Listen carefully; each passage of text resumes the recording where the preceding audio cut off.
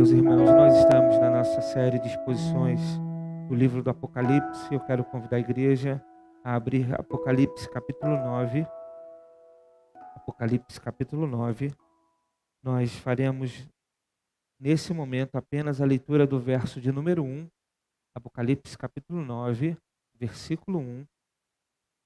Na sequência da exposição, nós estaremos lendo todo o capítulo, mas nesse primeiro momento, nós estaremos lendo apenas o verso de número 1. Apocalipse 9, verso 1 diz assim: O quinto anjo tocou a sua trombeta e viu uma estrela que havia caído do céu sobre a terra. A estrela foi dada a chave do poço do abismo.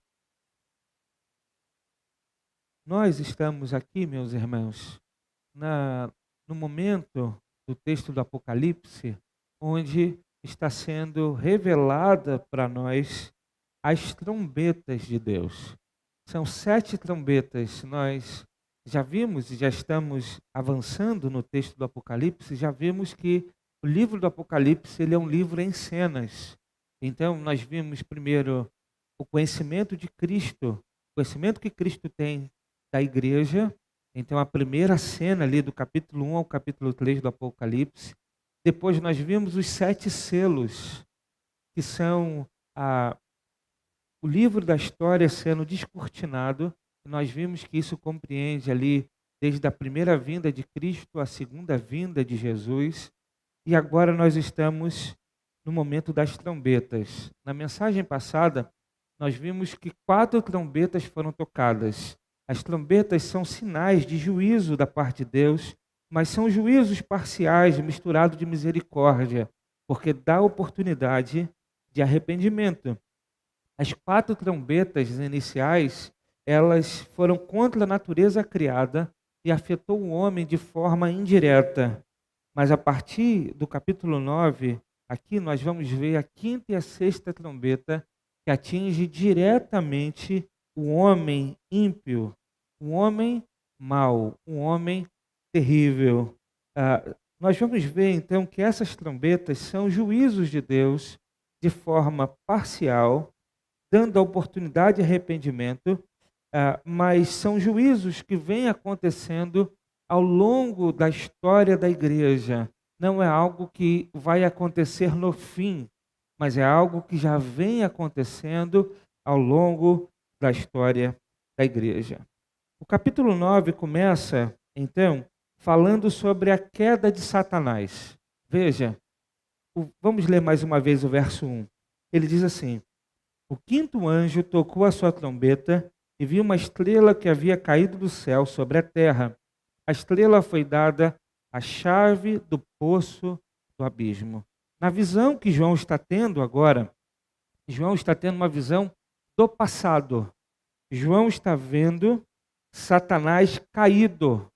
Ele não está vendo Satanás cair no momento da visão, mas ele está vendo Satanás caído. João não viu uma estrela caindo, ele viu a estrela que havia caído. Isso é importante. Essa estrela caída é Satanás. E a gente vai ver alguns textos da Bíblia que mostram que Satanás caiu do céu.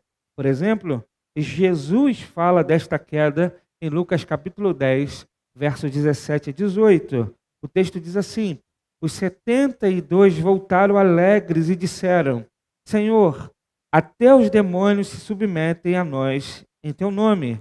E ele respondeu: Eu vi Satanás caindo do céu como relâmpago.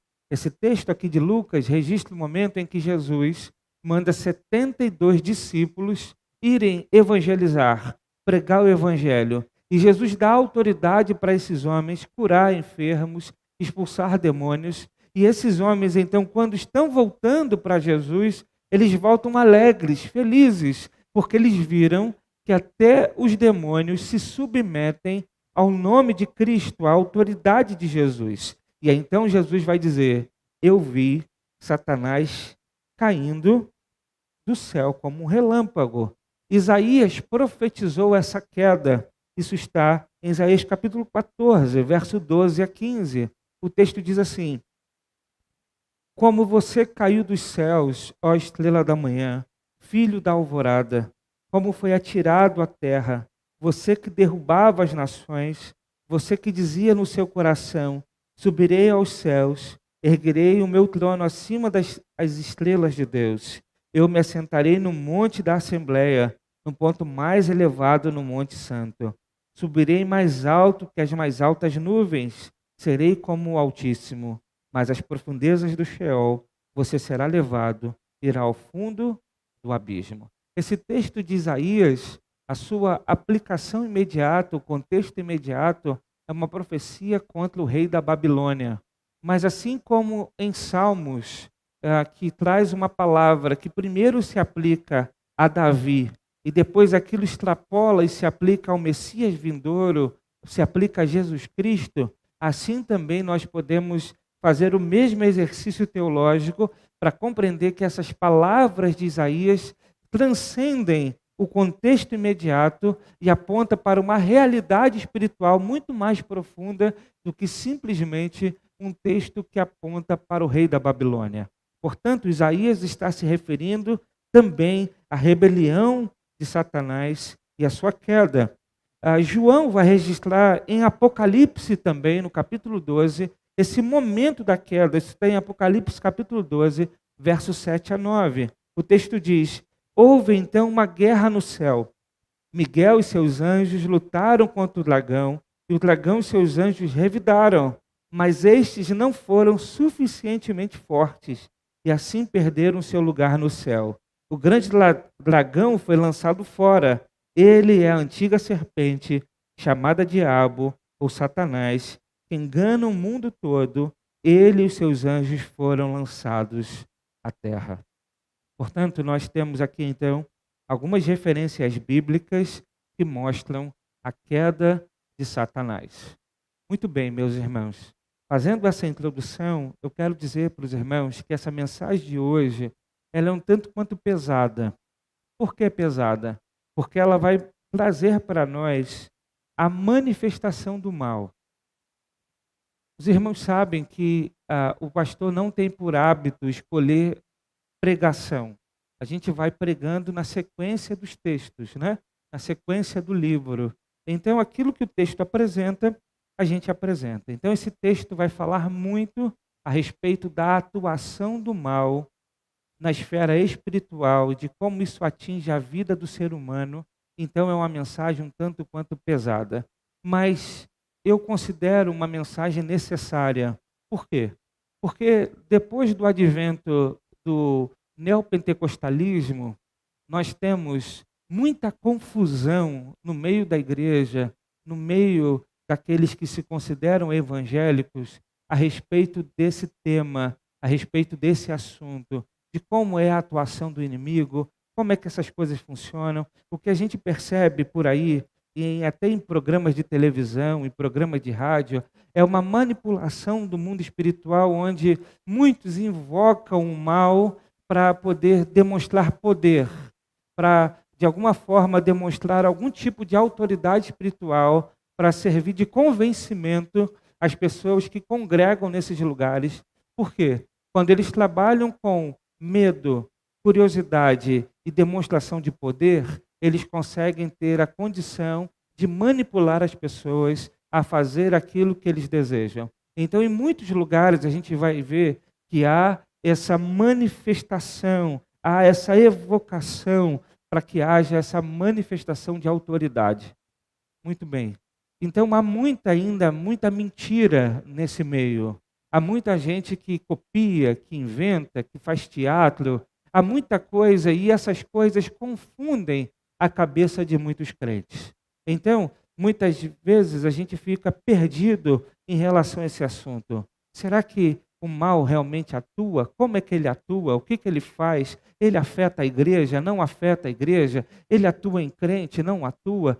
Então há uma série de confusões em relação a essa questão, e eu posso dizer que há muitos estudos, há muitos ensinos que são, como eu poderia dizer, até curiosos, mas que não há fundamentação bíblica. Isso gera muito medo e muita preocupação para muitos irmãos. Então, esse texto é um texto bom que nos ajuda a compreender como é que isso acontece. Muito bem. João começa dizendo que ele vê Satanás caído, ou seja, ele vê o inimigo sendo lançado, ele foi lançado à terra. E o texto vai dizer que foi dado uma chave a Satanás, a chave do poço do abismo. Veja o verso 1 ainda. O quinto anjo tocou a sua trombeta e viu uma estrela que havia caído do céu sobre a terra. A estrela foi dada a chave do poço do abismo. O que significa ter dado a chave do poço do abismo? João demonstra também nessa visão que Satanás é limitado. Quando ele diz que é dado a ele uma chave para abrir o poço do abismo, significa que ele mesmo não tem condições de abrir o poço do abismo. É necessário que algo tenha sido dado a ele para que ele faça isso.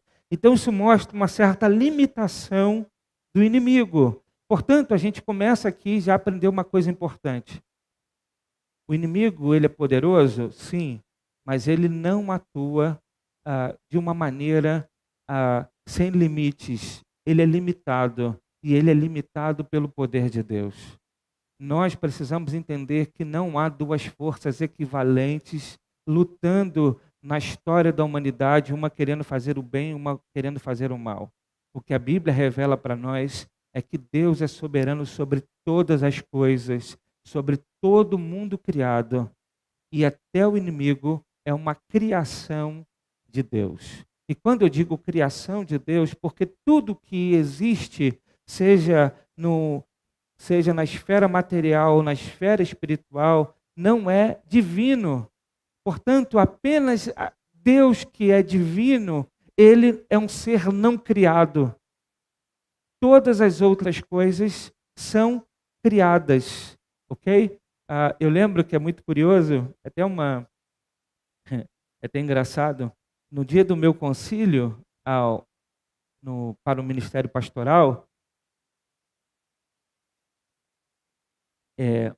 antes do concílio, a gente ir para a igreja, a ordem dos pastores lá que eu era filiado no Rio, eles fizeram um futebol de confraternização dos pastores e tal. E eu fui participar com eles e depois dali nós sairíamos para a igreja onde seria o meu concílio. Aí nessa mesa de pastores para almoçar, os pastores começaram a querer me pilhar, né? Porque o pessoal fica nervoso, a gente fica nervoso, vai ser interrogado, fazer um monte de perguntas. E aí um dos pastores lá virou na mesa e perguntou assim: quem criou Satanás? E aí eu disse: Deus? Ele disse: não. Está errado. Aí ele disse: porque Deus não criou o diabo, Deus criou um anjo de luz. O diabo se tornou diabo quando ele caiu. Sim, mas espera aí. Quando Deus criou o anjo de luz, ele não sabia que ele viraria o diabo? Então perceba, às vezes a gente usa certo tipo de linguagem para tentar tirar Deus dessa responsabilidade de tudo que acontece no cosmos. A gente quer atribuir a Deus apenas as coisas boas e as coisas ruins a gente quer atribuir ao diabo. Mas o que a gente percebe nas Escrituras é que Deus é um único ser não criado. Todas as outras coisas são criadas, seja no ambiente material, seja na esfera espiritual. E aqui o texto diz, então, que ele recebeu uma chave para abrir o abismo. Ele não tinha e não tem essa chave. E é interessante a gente perceber isso. Só Jesus, meus irmãos, tem a chave da morte e do inferno. Ninguém tem essa chave. Ao inimigo foi concedido para que ele servisse a propósito de Deus para trazer juízo sobre os homens. Os demônios não têm nem liberdade de agir, a não ser que Jesus permita.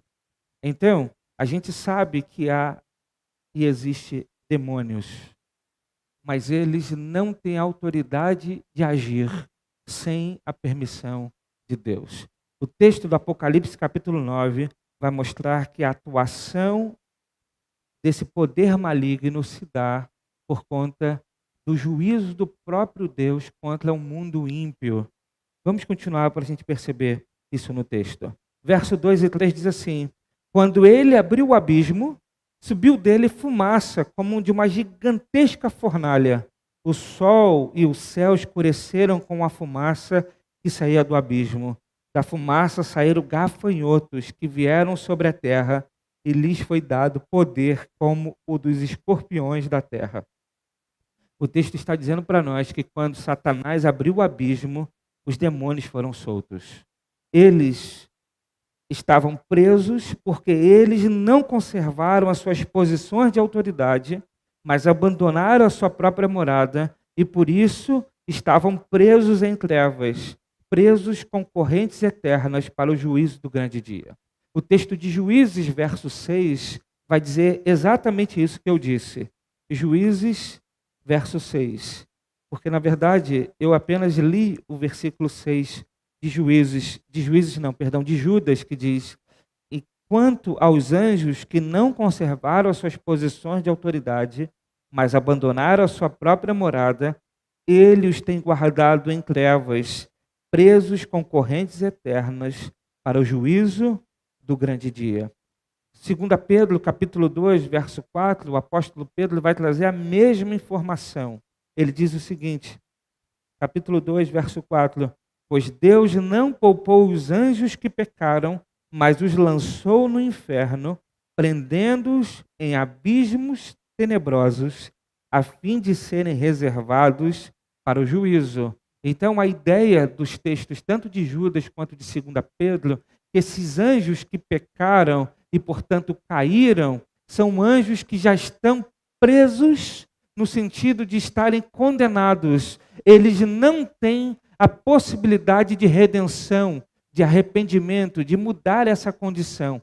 Sobre eles está a condenação de Deus. Mas o texto de Apocalipse vai dizer, então, que nessa visão que João tem, que Satanás recebe a autoridade de Deus para soltar esses demônios, para que eles pudessem agir e atingir o homem ímpio.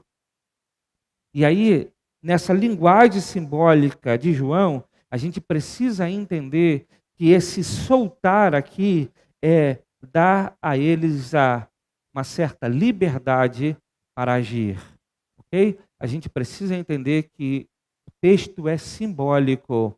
Quando fala de corrente, de prisão, se a gente está se referindo a pessoas ou criações espirituais, coisas espirituais não podem ser presas com coisas materiais.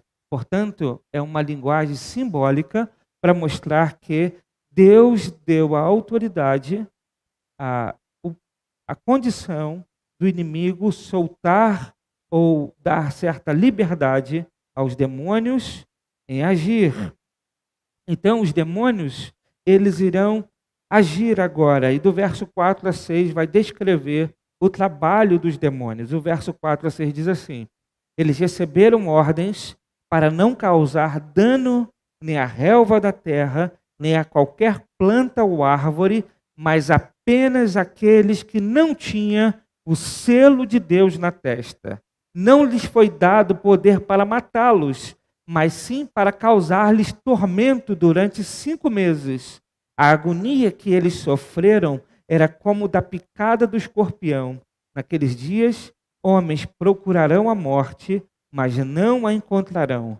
Desejarão morrer, mas a morte fugirá deles. Veja que o texto está dizendo que os demônios receberam poder, pois eles não tinham poder em si mesmos.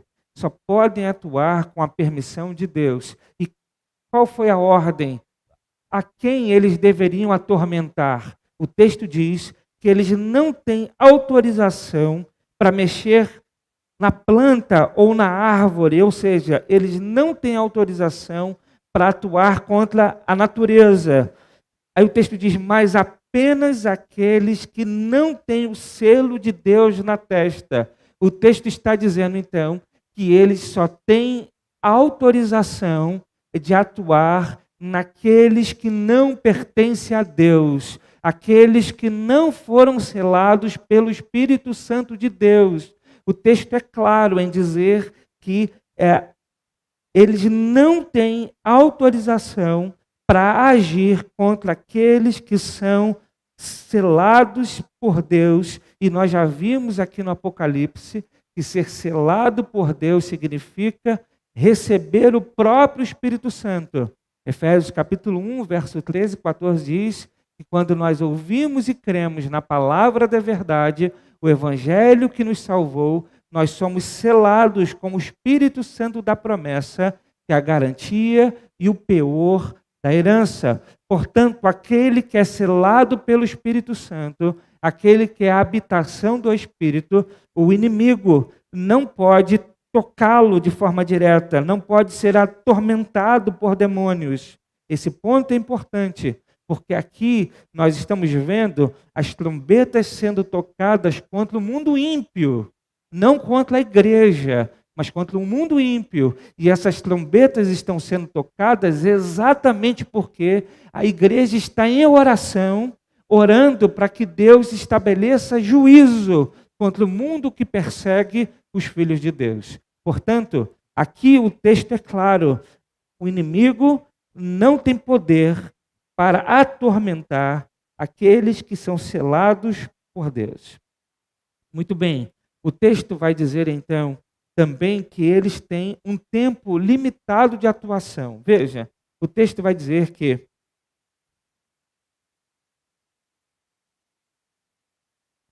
continuando o texto, né? O texto vai dizer que, mas apenas aqueles que não tinham o selo de Deus na testa, não lhes foi dado poder para matá-los, mas sim para causar-lhes tormento durante 5 meses. Então o texto está dizendo que a esses espíritos malignos não foi dado a eles o poder de tirar a vida do ímpio.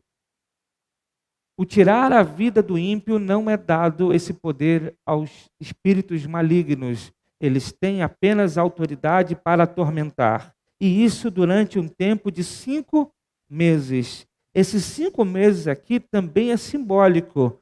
Não significa 5 meses literais, onde ele vai atormentar a vida de alguém por 5 meses e depois vai abandonar. Não é isso. Significa dizer que essa atuação depende da permissão de Deus e é no tempo que Deus determina para eles atuarem. Então, até o tempo que eles atuam é limitado pelo próprio Deus. Muito bem.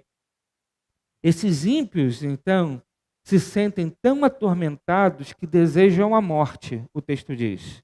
Veja o o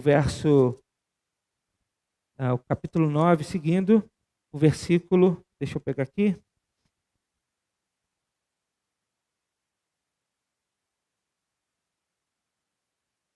Verso 6 diz: naqueles dias os homens procurarão a morte, mas não a encontrarão, desejarão morrer, mas a morte fugirá deles. Ou seja, a tormenta ela é tão forte que os homens ímpios desejarão morrer, mas a morte fugirá deles.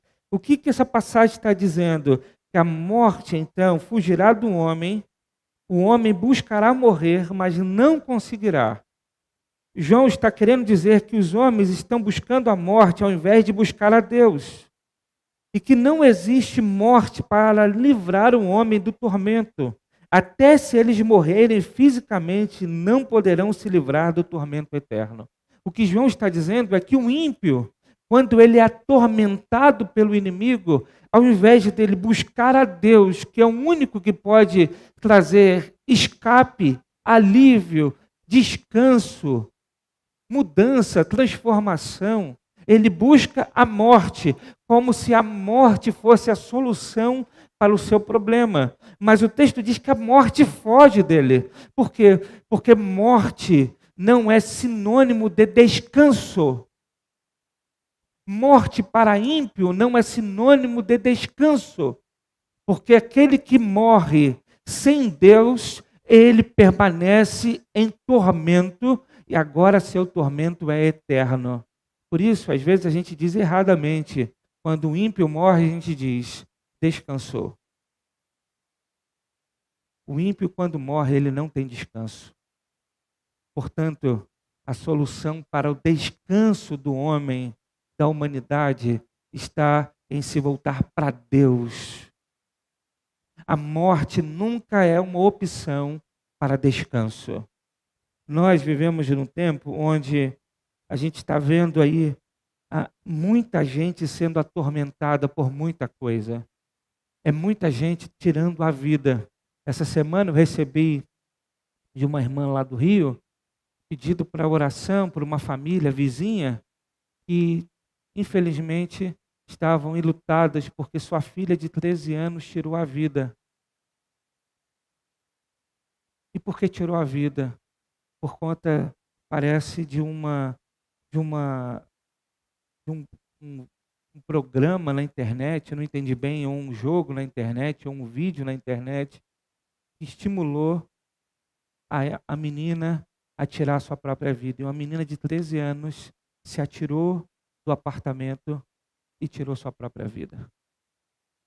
A morte nunca é alívio. A morte é tormento para aquele que morre sem Deus e é tormento também para aqueles que ficam. Portanto, o texto está dizendo que a morte nunca é a solução. A solução é Deus. Só que o ímpio não acredita em Deus. O ímpio não busca Deus. O ímpio não se quebranta, não se volta para Deus. Ele busca qualquer outro livramento, qualquer outro escape. Ele busca qualquer outra solução, menos Deus. O ímpio busca a solução nas drogas. O ímpio busca a solução nos prazeres. O ímpio busca a solução em muitas questões, até mesmo na morte. Mas ele deveria buscar descanso para sua alma em Deus. Então o texto está dizendo para nós que eles seriam tão atormentados que buscariam até mesmo a morte, mas não encontrariam descanso. Naqueles dias os homens procurarão a morte, mas não encontrarão. Desejarão morrer, mas a morte fugirá deles.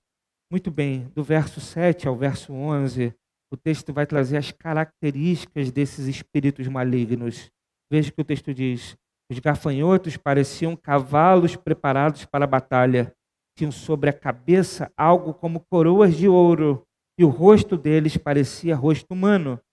Os cabelos deles eram como os de mulher, e os dentes como os de leão. Tinham couraças como couraças de ferro, e o som das suas asas era como um barulho de muitos cavalos, e carruagens correndo para a batalha. Tinham caudas e ferrões como de escorpiões. Na cauda tinham poder para causar tormento aos homens durante 5 meses. Meus irmãos, os versos 7 a 11, então, descreve para nós as características desses espíritos malignos, através de uma linguagem completamente simbólica.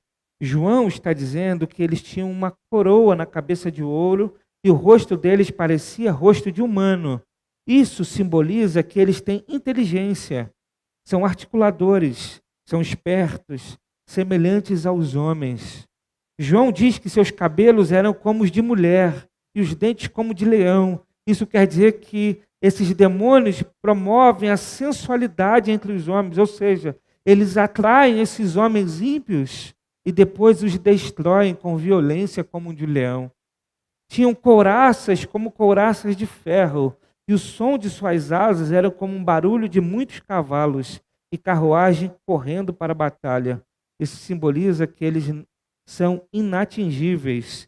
Não dá para destruí-los com armas humanas. Não dá para destruir poder maligno com armas humanas. Esse é um grande ponto que às vezes a gente precisa refletir. Há muitos males que atormentam as pessoas e esses males são espirituais. E males espirituais não dá para resolver com medicina. Algo que a gente precisa entender. Hoje a gente vive num tempo onde que muitas pessoas procuram solução para os seus problemas de tormento de alma buscando a psicologia, a psiquiatria, buscando a medicina, remédio. Se o problema é espiritual, isso não se resolve com remédio. Portanto, é tão necessário que haja um discernimento para entender se aquilo que atormenta a alma, aquilo que traz angústia ao coração, de fato é algo relacionado à espiritualidade ou se é algo relacionado a outros fatores. Porque se for espiritual, eles são inatingíveis. Você pode dar um tiro de canhão que não vai resolver nada. Portanto, a gente precisa buscar de Deus esse discernimento. Muito bem, o texto vai mostrar para nós no verso 12 quem é o líder dessa cavalaria do mal. O texto diz assim: tinha um rei sobre eles, o anjo do abismo, cujo nome em hebraico é Abaddon, e em grego Apolioma. O primeiro ai passou, os 2 outros ais ainda virão. Ou seja, o texto diz que há um líder sobre essa carruagem, sobre essa gangue aí do mal. Ele diz que há um rei sobre ele. João vai dizer que seu nome é Destruidor. É isso que significa a palavra Abaddon em hebraico e em grego Apolioma. O texto então está dizendo que há um líder chamado Destruidor. A gente sabe que ele é Satanás. Muito bem, então a gente fecha aqui a segunda trombeta. A quinta trombeta, perdão. O que é a quinta trombeta? É os inimigos espirituais atormentando o homem ímpio. Muito bem. Agora a gente vai ver a sexta trombeta. O verso 13 a 21 vai trazer para nós o sexto anjo tocando a sua trombeta. Veja, o sexto anjo tocou a sua trombeta e houve uma voz que vinha das pontas do altar de ouro que está diante de Deus. Ela disse ao sexto anjo que tinha a trombeta: solte os 4 anjos que estão amarrados junto ao grande rio Eufrates. Os 4 anjos que estavam preparados para aquela hora, dia, mês e ano, foram soltos para matar 1/3 da humanidade. O número dos cavaleiros que compunham os exércitos era de 200 milhões. Eu ouvi o seu número. Os cavalos e os cavaleiros que vi em minha visão tinham este aspecto. As suas couraças eram vermelhas como fogo, azuis como jacinto e amarelas como enxofre. A cabeça dos cavalos parecia a cabeça de um leão, e da boca lançavam fogo, fumaça e enxofre. 1/3 da humanidade foi morto pelas 3 pragas de fogo, fumaça e enxofre que saíam da boca dos cavalos. O poder dos cavalos estava na boca e na cauda, pois a cauda deles era como a cobra, e como a cabeça feriam as pessoas. O restante da humanidade, de que não morreu por essas pragas, nem assim se arrependeu das obras das suas mãos, eles não pararam de adorar os demônios, os ídolos de ouro, prata, bronze, pedra e madeira. Ídolos que não podem ver, nem ouvir, nem andar. Também não se arrependeram dos seus assassinatos, das suas feitiçarias, da sua imoralidade sexual e dos seus roubos. Muito bem, o texto vai mostrar então uma sexta trombeta sendo tocada. E essa sexta trombeta é uma trombeta de morte. Se a quinta é uma trombeta que atinge diretamente o ímpio com tormento espiritual, essa sexta trombeta atinge o ímpio com a morte. João está dizendo que o juízo de Deus é consequência da oração. Quando ele começa o verso 13 dizendo que ele ouviu uma voz que vinha das pontas do altar de ouro que está diante de Deus. A gente já viu no texto passado que quando o anjo está ali na ponta do altar, ele está em resposta às orações que chegaram até Deus. Então, o texto, João está dizendo que o juízo, então, é consequência do clamor do povo de Deus. Assim como lá no Egito, quando o povo de Deus clamou e Deus interviu para libertar o povo e mandou pragas contra o Egito, é a mesma linguagem, aqui, a mesma visão aqui. João então está vendo que o juízo de Deus é consequência da oração e do clamor do povo. Sempre foi assim, no desenrolar da história. O povo de Deus clama e o Senhor vem em seu favor.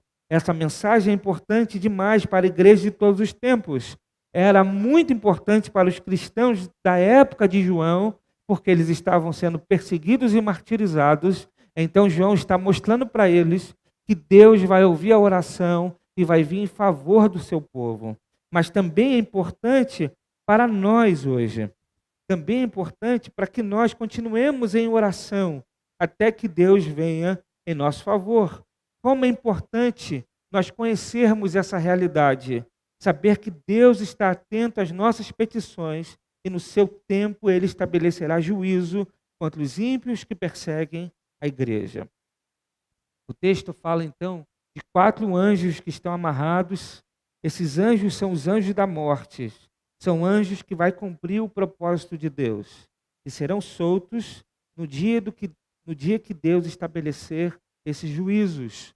Veja, o que a gente está dizendo é que esses juízos são juízos que acontecem ao longo da história. São micro-juízos, vamos dizer assim, onde Deus vem estabelecendo juízo contra o ímpio. A ideia aqui é que um homem é tão mau e tão perverso que a maldade chega a níveis tais que Deus estabelece juízo. A gente vai ver que Deus não está se referindo a todo incrédulo, porque há uma parte aqui do texto que, embora vendo isso tudo acontecer, eles permanecem nas suas práticas de incredulidade e não recebem juízo de Deus. O texto está se referindo ao homem mau, ao homem perverso, ao homem que é capaz de fazer coisas tais que Deus olha e diz, basta. E a gente sabe, a gente vê isso acontecer todos os dias. Liga o noticiário da TV e passa um dia na frente da TV e você vai ver como há gente ruim, como um homem é mau. A gente vê o tempo todo pais sendo capazes de matar os filhos, filhos sendo capazes de matar os pais. A gente vê uma violência gratuita, pessoas tirando a vida de outros de forma gratuita. A gente vê pessoas fazendo mal e abusando de crianças. A gente vê pedofilia. A gente vê cenas terríveis o tempo todo, se a gente quiser, demonstrando a maldade, a perversidade e a violência do homem. Deus não é a favor dessas coisas. E quando chega a níveis tais, Deus estabelece juízo. Essa semana, na verdade hoje, se os irmãos entrarem lá no Globo.com, tem uma reportagem falando sobre uma execução lá em Nova Iguaçu, cidade onde eu pastoreava, e lá é muito comum essas coisas acontecerem, de um homem, tem um vídeo, é uma coisa assim terrível. 2 homens vindo andando, a gente não sabe se eram bandidos, se eram boa gente, se era má gente, não sabe, só tem a cena lá. De 2 homens vindo, caminhando, de repente um cara sai do carro, armado, manda esses homens deitar no chão, faz ali para ver se eles estavam com alguma coisa, faz uma vistoria ali para ver se eles estavam com arma, alguma coisa assim, e de repente executa os 2 homens, a sangue frio, dá 2 tiros na cabeça de cada um. Está lá, se você olhar hoje no Globo.com, está lá. À luz do dia, o homem é mau. O homem é mau. Mas esse homem mau, ele prestará conta a um Deus que é terrivelmente justo. Portanto, o que o texto está dizendo é que Deus, ele vem ao longo da história estabelecendo juízo contra um homem mau. E graças a Deus por isso. Graças a Deus por isso. Porque se Deus não freasse a maldade do homem, nós já estaríamos perdidos. Se Deus não usasse os instrumentos de juízo, nós já estaríamos perdidos. É por isso que Romanos capítulo 13 vai dizer que o Estado carrega a espada, não é à toa, é para usar contra o mal, para proteger os homens de bem. Está lá em Romanos capítulo 13. Porque se não há um poder para frear a violência, a violência vai predominar. Não se vence violência com flores. Não se vence violência com flores. Não se vence violência com flores. É um erro, às vezes, a gente imaginar dessa maneira. A sociedade coloca isso de uma maneira e nos confunde muitas vezes. E a gente pensa assim, mas a igreja não deveria pensar assim. A igreja, ela é uma instituição que não é o Estado. A igreja precisa pregar o evangelho e, se possível, lá nas cadeias, pregar o evangelho da reconciliação, de redenção, porque só o evangelho pode redimir o coração humano. Mas Deus utiliza dispositivos para frear o mal e a violência. E Romanos capítulo 13 vai dizer que o Estado muitas vezes exerce esse papel. Por isso, meus irmãos, cuidado para que a nossa maneira de enxergar as coisas não seja confundida pela filosofia mundana, porque ela é contraditória e muitas vezes hipócrita. Ela fica do lado apenas daquilo que interessa. Vou dar um exemplo. A gente viu no Rio de Janeiro a polícia subindo o morro e a mídia e a elite da sociedade ficar a favor dos traficantes.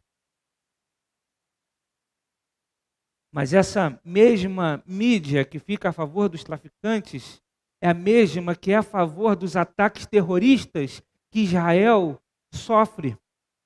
É a mesma mídia, é a mesma elite que é a favor do grupo terrorista Hamas, que ataca gratuitamente Israel com mísseis. E ai se Israel não se defendesse. Então, cuidado para que a maneira como você enxerga o mundo é uma maneira a partir da sociedade, a partir da elite que manipula a nossa mente, a nossa cabeça e a nossa maneira de enxergar as coisas. Busque enxergar as coisas a partir da palavra de Deus. Porque Deus, Ele não tolera a perversidade, a maldade dos homens maus. Então, esse texto está falando do juízo de Deus contra o homem mau. Precisamos, então, entender que não é sobre inocentes que esses juízos da parte de Deus que acontecem. É sobre pessoas más e terríveis. Muito bem. Mesmo diante da maldade do homem e do juízo de Deus, a humanidade permanece incrédula. E o texto vai dizer isso do verso 13 a 21. Do verso 20 em diante a 21. O texto vai dizer: o restante da humanidade que não morreu por essas pragas, nem assim se arrependeu das obras das suas mãos. Eles não pararam de adorar os demônios e os ídolos de ouro, prata, bronze, pedra, madeira, ídolos que não podem ver, nem ouvir, nem andar, e também não se arrependeram dos seus assassinatos, das suas feitiçarias, da sua imoralidade sexual e dos seus roubos. Veja, o texto está dizendo que, embora Deus estabeleça juízo contra uma parte da humanidade por conta da maldade, da perversidade desses homens, uma outra parte que é incrédula, mesmo vendo isso tudo acontecer, mesmo vendo o juízo de Deus acontecer, eles permanecem na sua incredulidade, eles permanecem na sua maldade, eles permanecem no seu pecado, eles não se voltam para Deus, não abandonam os seus erros, não se arrependem. Ou seja, continuam vivendo exatamente como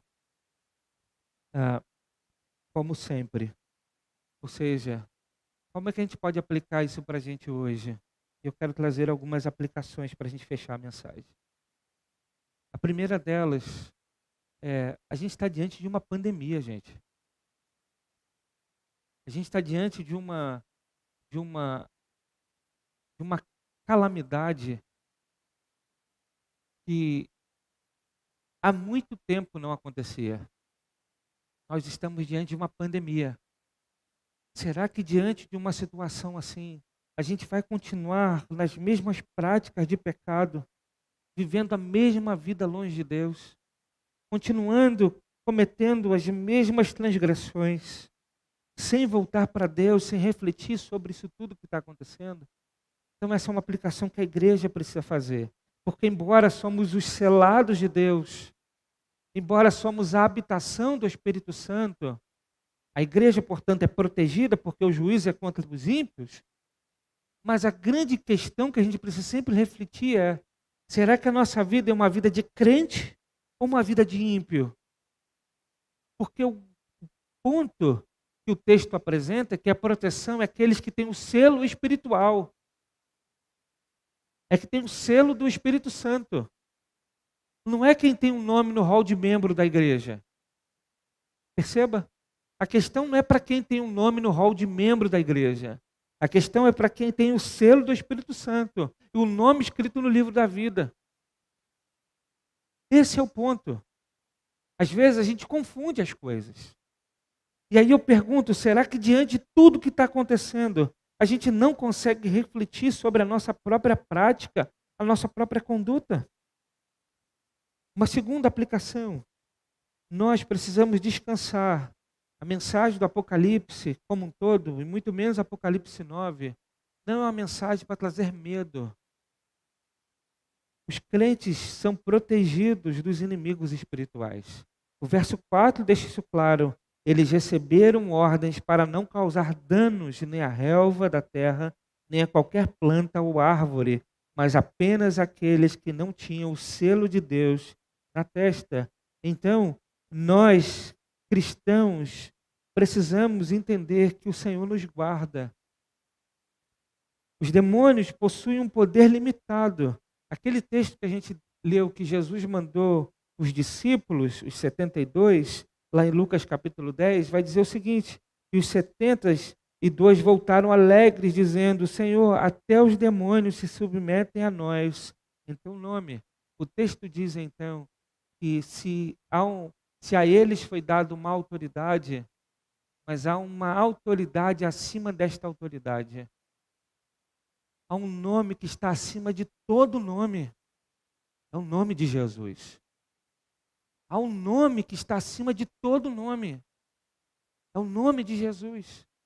O que mais me incomoda muitas vezes nas igrejas evangélicas é que o nome do inimigo é mais falado do que o nome de Jesus. Mais se fala nas artimanhas, nas estratégias de como o inimigo atua, do que propriamente é pregado as boas novas de Cristo. E eu sempre gosto de lembrar daquela ilustração que fala da polícia londrina, isso, lá da Inglaterra, de Londres, é isso mesmo, que eles são especialistas em identificar dinheiro falso. Eles são especialistas nisso. Todo dinheiro falso que bate na mão deles, eles sabem que é falso. E um dia perguntaram para eles o porquê, como é que vocês sabem? Se é uma tecnologia enorme para falsificar dinheiro, a tecnologia avança o tempo todo, os homens maus são espertos, buscam vários meios para fazer isso. Como é que vocês sabem? Eles então disseram: nós estudamos tão bem a nota verdadeira, nós conhecemos tão bem a nota verdadeira, que quando a nota falsa ela bate na nossa mão, a gente sabe que é falso. Portanto, o que nós precisamos não é conhecer o inimigo e as suas estratégias. O que nós precisamos é conhecer a Jesus. Nós precisamos conhecer a palavra de Deus. Nós devemos conhecer o Deus que nós servimos. Nós devemos conhecer a sua palavra. Nós devemos conhecer Cristo Jesus e ter relacionamento íntimo com Ele. Não é se preocupar com o que o inimigo pode fazer, mas é descansar no nome que está acima de todo nome. Mas ainda, a gente sabe que essas criaturas caídas, elas caíram porque perderam a sua posição de privilégio. Lucas, ainda no verso 18, diz, Jesus dizendo: eu vi Satanás caindo como um raio. Verso 19 diz: eu vos dei autoridade para pisar serpentes e escorpiões, e autoridade sobre todo o poder do inimigo. Nada vos fará mal algum. Veja, embora esses inimigos possam afligir circunstancialmente, eles não possuem autoridade sobre os que são lavados e remidos pelo sangue de Jesus. Portanto, o foco e o temor dos filhos de Deus não são os demônios, mas a adoração a Deus por sua graça revelada na salvação. Veja que Jesus vai dizer no verso 20 de Lucas 10 ainda. Ele diz, contudo, não vos alegreis porque os espíritos se submetem a vós, mas porque vossos nomes estão escritos no céu. Veja a imagem, a cena. Os discípulos saíram para evangelizar, então pregaram o evangelho, tinham autoridade para curar enfermos, expulsar demônios, e eles voltam felizes da vida, porque os demônios se submeteram ao nome de Jesus. Jesus disse, não, Senhor, não se alegre nessas coisas. O louvor a Deus, a alegria não deve estar nessas coisas. E a gente vê um monte de igreja aí se fazendo entretenimento com essas coisas. Chama lá a pessoa lá toda torta e diz, qual é o teu nome? Você vem da onde? É um espetáculo que se faz por conta dessas coisas. Jesus está dizendo, não, Senhor. Se alegrem por causa da salvação de vocês, porque o nome de vocês está escrito no céu. É o que disse Jesus. E por último, meus irmãos, precisamos entender o seguinte. A igreja, além de se refugiar em Cristo, ela tem um papel importante de pregar o Evangelho. O texto aqui diz que o ímpio, por mais que sofra todas as calamidades possíveis, mesmo assim eles não se arrependem e voltam para Deus. As tragédias não são capazes de levar o homem ímpio ao arrependimento. Ele precisa do Evangelho. A igreja precisa pregar o Evangelho. E sobre isso, nós vamos ver no capítulo 10 do Apocalipse. O capítulo 10 do Apocalipse vai mostrar que a igreja tem essa missão. Mas sobre isso a gente vai falar na próxima mensagem.